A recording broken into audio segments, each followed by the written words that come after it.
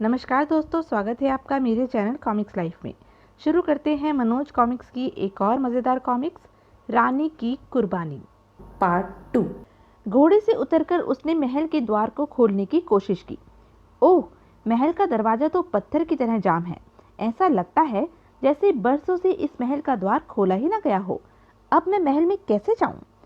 वह सोच विचार में खड़ा ही था कि तभी वहां से एक ऋषि गुजरे। क्या बात है बेटा, तुम इस महल के बाहर क्यों खड़े हुए हो? ऋषिवर, मैं इस महल के अंदर जाना चाहता हूँ, लेकिन महल का द्वार खोले से भी नहीं खुल रहा है। युवक, तुम बेकार ही पत्थर से सिर टकरा रहे हो। इस महल का द्वार तुमसे नहीं खुलेगा। क्यों ऋषिवर, ऐसी इसमें क्या खास बात है? युवक, यह महल बकासुर नाम के दैत्य का है। बकासुर राक्षस होने के साथ साथ जादूगर भी है। उसने जादू के द्वारा इस महल के दरवाजे को बंद कर रखा है। केवल बकासुर राक्षस ही इस बंद दरवाजे को खोल सकता है। ओह, तब तो मैं इस महल में न जा सकूंगा। मगन सिंह निराश हो गया। उसकी निराशा देख।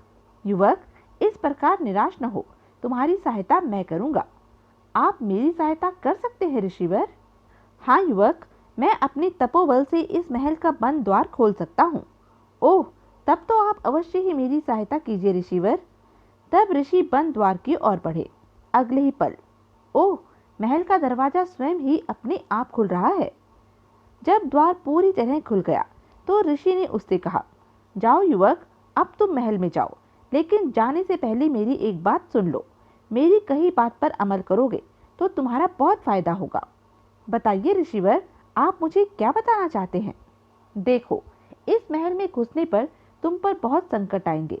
तुम उन संकटों को देखकर धैर्य का दामन न छोड़ना और हिम्मत से संकटों का मुकाबला करना। यदि तुमने ऐसा किया तो सकुशल महल से वापस बाहर निकल आओगे, अन्यथा बकासुर राक्षस के हाथों बेमौत मारे जाओगे। ऋषिवर, मैं आपकी यह बात ध्यान में रखूंगा। यह सुन ऋषि उसे आशीर्वाद दे वहां से चले गए। तब उत्सुकता में डूबे मगन सिंह ने महल में प्रवेश किया। जैसे ही वह महल के अंदर पहुंचा, महल का मुख्य द्वार स्वतः ही बंद हो गया। वह घूमता घामता महल के अंदर जा पहुंचा। तभी उसके कानों में किसी के कराहने का स्वर सुनाई दिया। आह, ओह, इस कक्ष से किसके कराहने की आवाज आ रही है? तभी उस कक्ष से एक युवती निकली और जैसे ही उसकी दृष्टि मगन सिंह पर पड़ी, आखिर तुम आ ही गए।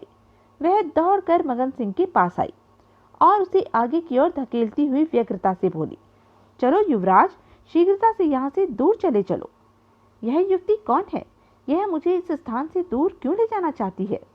देखिए तो सही, यह युवती मुझे कहाँ ले जाती है। सोचकर मगन उस युवती के साथ चुपचाप चल दिया। युवती उसे लेकर एक कक्ष में पहुंची। तुम मुझे यहाँ क्यों लाई हो? तुम कौन हो? मैं तुम्हारे सभी सवालों का जवाब दूंगी। पहले तुम यह बताओ कि इस महल में तुम कैसे आए हो? मैंने अपने तीर से एक सतरंगी हंस को घायल किया था। वह घायल हंस इस महल में घुसा था। मैं उसी हंस का पीछा करता हुआ यहाँ आया हूँ। ओह, युवती का मुंह भय से पीला पड़ गया। तब मगन सिंह ने उससे कहा, क्या हुआ? मेरी बात सुनकर तुम घबरा क्यों गई? युवराज, बात ही घबराने की है। तुमने जिस सतरंगी हंस को घायल किया था वे मेरे पिता बकासुर राक्षस हैं। मैं उनकी पुत्री कपिला हूँ। ओह, तो मैंने बकासुर राक्षस को घायल किया है? हाँ, इस समय मेरे पिता अपने कक्ष में पड़े पीड़ा से करा रहे हैं। मैं उनके घाव का उपचार करके उनके कक्ष से बाहर निकल ही रही थी कि अचानक तुम दिखाई दे गए। ओह, तो वह कराहट तुम्हारे पिता की थी? हाँ, तुम्हारे तीर ने उन्हें बहुत बुरी तरह घायल कर दिया है युवराज। कपिला, अब तुम मेरे 2 प्रश्नों का उत्तर दो ताकि मेरी जिज्ञासा शांत हो सके। पूछो युवराज, कौन से 2 प्रश्न पूछना चाहते हो? कपिला, मेरा पहला प्रश्न यह है कि सतरंगी हंस का रूप धरकर तुम्हारे पिता बकासुर कहाँ जा रहे थे और उन्होंने सतरंगी हंस का रूप क्यों धरा हुआ था? दूसरा प्रश्न यह है कि जब तुमने मुझे पहली बार महल के गलियारे में देखा था तो मुझे देखकर तुम इस प्रकार चौंकी थी जैसे पहले से ही तुम्हें यह पता हो कि आज मैं इस महल में आने वाला था। क्या यह सच है कपिला? हाँ युवराज, यह सच है। सबसे पहले मैं तुम्हें तुम्हारे पहले प्रश्न का उत्तर देती हूँ। सुनो, मेरे पिता राक्षस बकासुर नरभक्षी राक्षस हैं। वे प्रतिदिन एक मनुष्य का भक्षण करते हैं। क्योंकि वे सूरत व सीरत से भयंकर हैं, इसलिए मनुष्य उनकी छाया से भी दूर भागते हैं। अतः मेरे पिता सतरंगी हंस का रूप धरकर मनुष्यों की खोज में दूर दूर तक जाते हैं और हंस के रूप पर मोहित होकर मनुष्य आकर्षण से खिंचे हुए सतरंगी रूप धरे मेरे पिता के पास आ जाते हैं। तब मेरे पिता झपट्टा मारकर उस मनुष्य को अपनी चोंच में दबाकर इस महल में उड़कर यहाँ आ जाते हैं। फिर आराम से अपने कक्ष में उस मनुष्य का भक्षण करते हैं। ओह, तो यह रहस्य है सतरंगी हंस का। युवराज, अब मैं तुम्हें तुम्हारे दूसरे प्रश्न का उत्तर देती हूँ। सुनो, आज से 5 दिन पूर्व माँ महाकाली ने स्वप्न में मुझे दर्शन देकर बताया था कि आज से 5 दिन पश्चात हरिनारायणपुर का युवराज मगन सिंह तुम्हारे महल में आएगा, उसी से तुम्हारा विवाह होगा। तो इसलिए तुम मुझे देखकर चौंकी थी। हाँ युवराज, कहकर कपिला ने लज्जा से नजरें नीचे कर ली। यह देख कपिला, तुम जैसी सुंदरी से विवाह करके मैं अपने आप को धन्य समझूंगा, पर क्या तुम्हारे निर्भक्षी पिता तुम्हारा विवाह मुझसे करने को राजी हो जाएंगे? कह तो तुम ठीक ही रहे हो, मेरे पिता को इस विवाह के लिए राजी करना बहुत ही कठिन कार्य है। फिर भी तुम चिंता न करो, मैं कल ही अपने पिता से इस बारे में बात करूंगी। कपिला और मगन सिंह बहुत देर तक बातें करते रहे। जब रात घिर आई, युवराज, रात हो गई है, अब तुम इसी कक्ष में आराम करो। मैं भी अपने पिता के पास जा रही हूँ, वे घायल हैं, न जाने कब उन्हें मेरी आवश्यकता पड़ जाए। ठीक है कपिला। तब कपिला मगन सिंह को उस कक्ष में छोड़कर कक्ष से बाहर निकल गई। इधर जब कपिला बकासुर राक्षस के कक्ष में पहुंची तो वह पीड़ा से बुरी तरह डकरा रहा था। हाय, मर गया रे। पिताजी, क्या घाव में बहुत दर्द हो रहा है? हाँ बेटी, दर्द सहा नहीं जा रहा है। मैं आपके घाव पर दवाई का और लेप करती हूँ पिताजी, उससे आपको थोड़ा आराम आ जाएगा। कहकर कपिला ने बकासुर के घाव पर दवाई का लेप किया, जिससे बकासुर को काफी आराम मिला। कुछ देर बाद ही वह चैन की नींद सो गया। अगले दिन कपिला मगन सिंह को लेकर बकासुर राक्षस के कक्ष के बाहर पहुंची। युवराज, तुम बाहर ही रुको, मैं अंदर जाकर पिताजी से तुम्हारे बारे में बात करती हूँ। ठीक है। तब उसे बाहर छोड़कर कपिला कक्ष में चली गई। कपिला को देखकर बकासुर बोला, बेटी, तुमने मेरे घाव पर कल रात जिस दवाई का लेप किया था उससे मुझे बहुत आराम पहुंचा है। यह तो बड़ी अच्छी बात है पिताजी। पिताजी, इस समय मैं आपसे एक महत्वपूर्ण विषय में बात करने आई हूँ। वह महत्वपूर्ण विषय क्या है बेटी? पिताजी, पहले इस बात का वचन दो कि मैं आपसे जो भी कहने वाली हूँ आप उसे पूरा करेंगे। यह कैसा बचपना है कपिला, जिस बात के बारे में मैं अभी कुछ जानता ही नहीं हूँ उसके बारे में बिना जाने भला ऐसा वचन कैसे दे सकता हूँ? ठीक है पिताजी, तब मैं आपसे कुछ नहीं कहूँगी, ना ही आपको कुछ बताऊंगी। कपिला ने गुस्से से मुंह फुला लिया। यह देख, अरे रे, हमारी बेटी तो नाराज हो गई। अच्छा ठीक है, मैं तुम्हें वचन देता हूँ कि तुम जो भी बात कहोगी मैं उसे अवश्य पूरा करूँगा। अब बताओ आखिर बात क्या है? बकासुर की बात सुनकर कपिला शर्माती हुई बोली, पिताजी, मैं मगन सिंह से विवाह करना चाहती हूँ। क्या कहा? और यह मगन सिंह कौन है? उससे तुम कहाँ मिली? पिताजी, मगन सिंह हरिनारायणपुर राज्य का युवराज है। इस समय वह आपके कक्ष के बाहर खड़ा हुआ है। हैं? वह हमारे महल के अभेद द्वार को भेद कर महल के अंदर कैसे आया? उसे अंदर बुलाओ। अगले ही पल मगन सिंह कक्ष के अंदर था। तो तुम ही मगन सिंह हो? हाँ राक्षस बकासुर, मैं ही मगन सिंह हूँ। और सुनो, कल मैंने ही अपने तीर से तुम्हें घायल किया था। यह सुनते ही बकासुर क्रोध से दहाड़ उठा।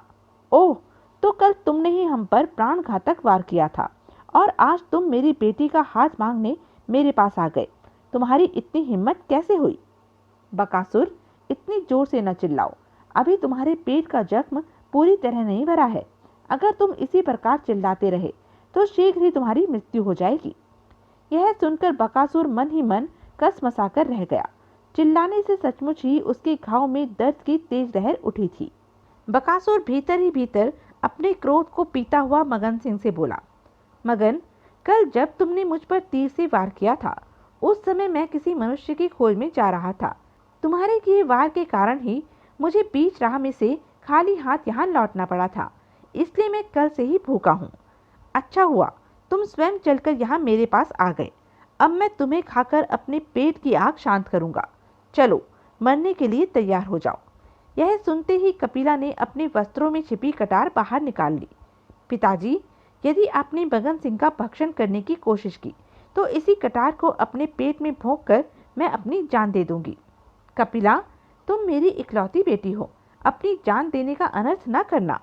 मैं वायदा करता हूँ कि मगन सिंह को नहीं खाऊंगा। तब कपिला ने कटार वापस वस्त्रों में रख ली।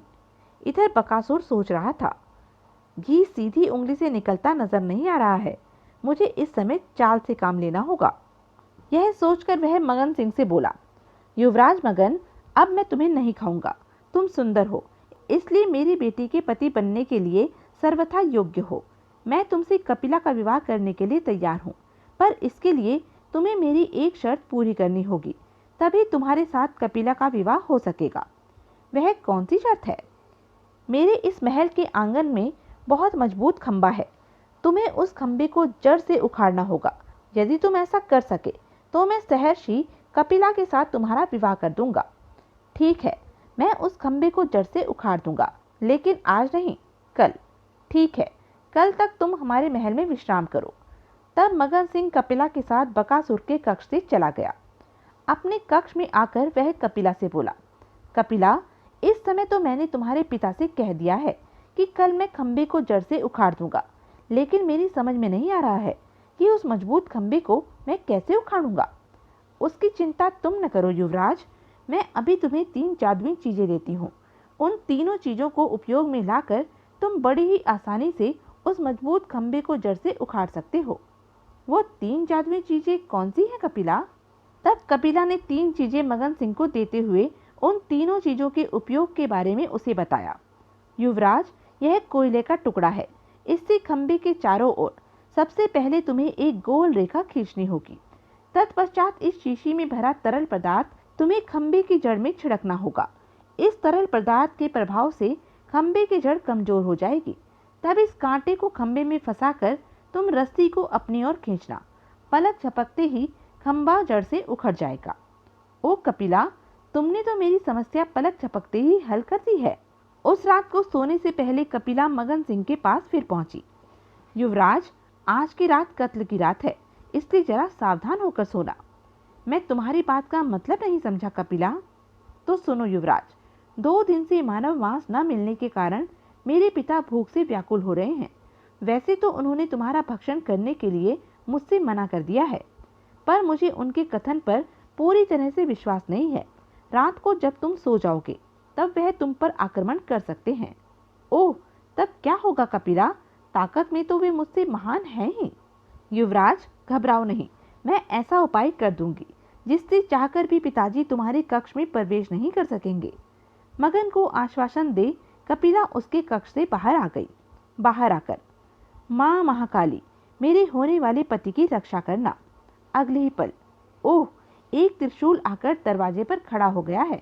लगता है माँ महाकाली ने मेरी पुकार सुन ली है। तभी त्रिशूल में से आवाज आई, कपिला, मैं महाकाली का त्रिशूल हूँ। तुम निश्चिंत होकर अपने कमरे में जाकर सो जाओ। अब तुम्हारे पिता युवराज मगन सिंह का बाल भी बांका नहीं कर पाएंगे। तब कपिला त्रिशूल को प्रणाम कर अपने कक्ष की ओर चली गई। आधी रात बीत गई। भूखे बकासुर को भूख के कारण नींद नहीं आ पा रही थी। भूख के कारण पेट में चूहे कूद रहे हैं। कहीं से मानव मांस मिल जाए तो पेट की भूख शांत कर लूं। सहसा उसे याद आया, इस समय मगन सिंह मेरे महल में ठहरा हुआ है, क्यों ना इस समय जाकर उसे ही खा लूं। सुबह जब कपिला उसके बारे में पूछेगी तो कह दूंगा कि मेरी खंबे वाली शर्त सुनकर वह दुम दबाकर भाग गया होगा। सोचकर बकासुर खुश हो उठा। हाँ, यही ठीक रहेगा। फिर वह अपनी शैया से उठा और दबे पांव अपने कक्ष से बाहर निकल गया। जब वह मगन के कक्ष के बाहर पहुंचा, कक्ष के द्वार पर यह त्रिशूल कैसा है? जैसे ही उसने त्रिशूल को हाथ लगाया, तड़ाक! आह! बकासुर एक और जाकर पड़ा। तभी त्रिशूल से आवाज आई, बकासुर, चुपचाप अपने कक्ष में लौट जा, इसी में तेरी भलाई है, वरना बेमौत मारा जाएगा। यह सुनकर बकासुर चौंका। तो तुम किसके त्रिशूल हो? तुम कोई साधारण त्रिशूल तो नहीं हो। तुमने मुझे ठीक पहचाना है बकासुर, मैं माँ महाकाली का त्रिशूल हूँ और यहाँ युवराज मगन सिंह की तुमसे रक्षा करने हेतु खड़ा हूँ। ओह, तब तो मेरा यहाँ से वापस लौटना ही उचित है। सोचकर बकासुर चुपचाप वहां से वापस चला गया। अगले दिन बकासुर, मगन सिंह और कपिला उस स्थान पर पहुंचे जहां खंबा गड़ा था। युवराज मगन सिंह, तुम्हें इस खंबे को ही जड़ से उखाड़ना है। तब मगन सिंह ने आगे बढ़कर कपिला के द्वारा दिए गए कोयले से खंबे के चारों ओर गोल रेखा खींची। युवराज मगन सिंह, यह क्या कर रहा है? अब मगन सिंह ने शीशी का तरल पदार्थ खंबे की जड़ में डाला। कहीं मगन सिंह का दिमाग तो नहीं फिर गया है? कैसी विचित्र हरकतें कर रहा है यह। तत्पश्चात उसने कांटा खंबे की ओर फेंका। कांटा खंबे में जाकर फंस गया। तब कांटे की रस्सी मगन सिंह ने अपनी ओर खींची। खंबा जरा से प्रयास से ही जड़ से उखड़ गया। यह देख, मगन सिंह आदमी है या दानव? बहुत ताकत है इसके अंदर तो। यह शर्त वह जीत गया है। अब तो हर हालत में मुझे इसके साथ कपिला का विवाह करना होगा। अतः बकासुर मगन सिंह की ओर प्रशंसा से देखता हुआ बोला, युवराज, तुम परीक्षा में उत्तीर्ण हुए। मैं तुम्हें अपना दामाद बनाने के लिए तैयार हूँ। और उसी समय बकासुर ने कपिला के साथ मगन सिंह का विवाह कर दिया। सदा सुखी रहो मेरे बच्चों। तत्पश्चात वह मगन सिंह से बोला, बेटा, मैं चाहता हूँ कि 10-5 दिन और यहाँ रहकर तुम मेरा आतिथ्य स्वीकार करो। इससे मुझे हार्दिक खुशी होगी। जो आज्ञा पिताजी। अपनी स्वीकृति देकर मगन सिंह कपिला के साथ वहीं रुक गया।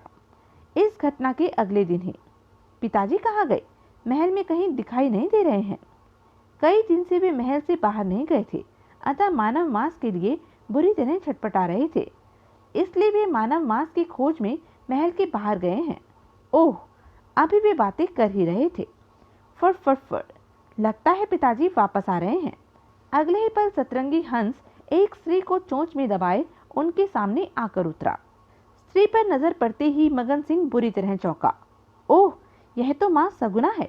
बकासुर आज खाने के लिए इन्हें पकड़ लाया है। तब तक बकासुर अपने असली रूप में आ चुका था। मगन सिंह उससे बोला, पिताजी, आप तो मेरी माँ को ही खाने के लिए उठा लाए। क्या यह तुम्हारी माँ है? तब तो मैं इन्हें नहीं खाऊंगा। मगन सिंह ने आगे बढ़कर बेहोश सगुना के मुंह पर पानी के छींटे मारे। माँ, होश में आओ। शीघ्र ही सगुना होश में आ गई। बेटा, वह हंस कहाँ गया? माँ, डरो नहीं, तुम पूरी तरह सुरक्षित हो। तब मगन सिंह ने सगुना को पूरी बात बताई।